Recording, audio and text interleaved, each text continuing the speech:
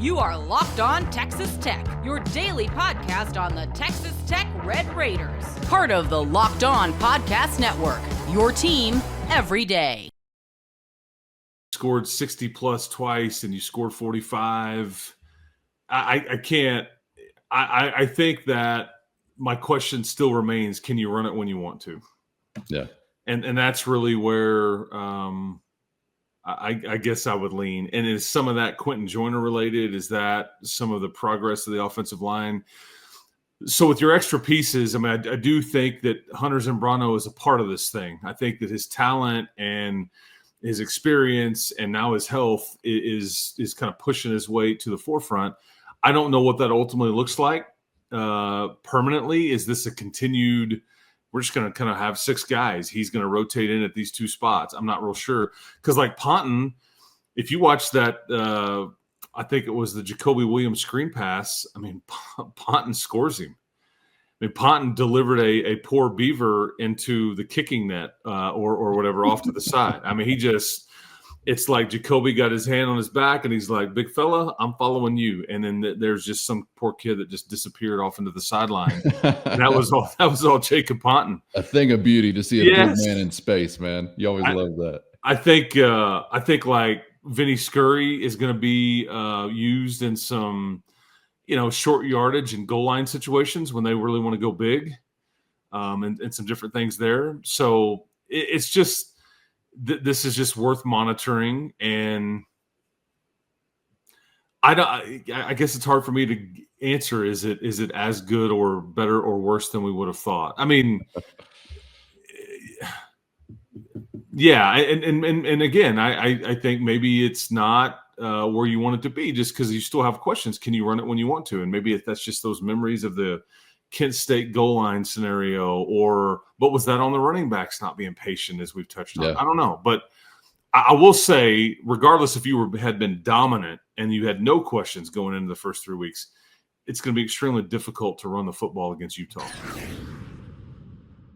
First, today's episode brought to you by The Game. Quick question for all you college football fans out there. If you could go back in time, sit front row at your school's biggest rivalry game, say in the 80s or the 90s, what hat do you see yourself wearing? Could it be this slick-looking lid I'm rocking right now from The Game? Yes, that's the correct answer. It would definitely be this one. These aren't just hats. They're the vintage Americana we grew up with, the same style fans wore in the days of our youth. And guess what?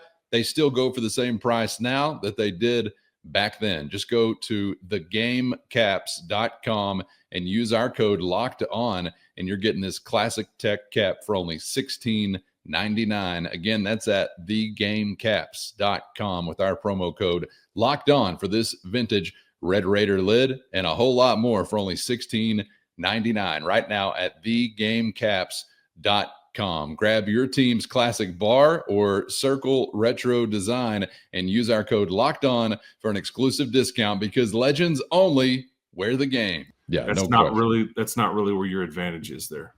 I would also have to say that I think I'm probably or was expecting more by this point in the season. I could also just be 1,000% wrong and have an unreasonable expectation. I don't know. But thinking about the upgrade, because I do think they're an improved group from what we've seen, obviously. Mm-hmm. Yes. So I'm not really just thinking about it in the context of where Texas Tech has come from, but thinking about it, or trying to, in the context of what's it got to look like if you're going to actually contend for a conference championship. And I don't think you're there yet. I might have been too quick to expect you to be more so resembling that by this point in time. But hey, all it'll take is one weekend in Salt Lake with some success to have us on the subsequent Sunday. These boys are coming along. That's all it's going to take. I mean, and it really is your first opportunity to get some substantive success in that would mean something about as like where your standing is, I guess, in the Big 12 or in the world of college football, because of what this non-conference slate is offered, or maybe more accurately not offered. So we'll find out together, but let us know how you see it, where you thought they'd be behind. Are they ahead? We'll allow that option as well. Let us know in the YouTube comments or shoot us a text if you are a Matador Mobster. Something else offensively I wanted to touch on, Chris, you alluded to this on our last episode, a new wrinkle that got your attention. I think sort of the result of this got the attention of some others as far as personnel used. Had some Red Raiders asking about that post-game. But Can you set the table for what you saw take place and maybe what you think this means for how it could be utilized moving forward? So there was a scramble with Baron Morton, and he got stuck in the turf, and he kind of, when he tried to slide, he kind of got stuck, and he kind of slow to get up. It was in the red zone, and I was like, and then you look up and Will Hammond is in there, and I thought, oh no, I hope that, turns out this wasn't not the slide or the slow to get up part.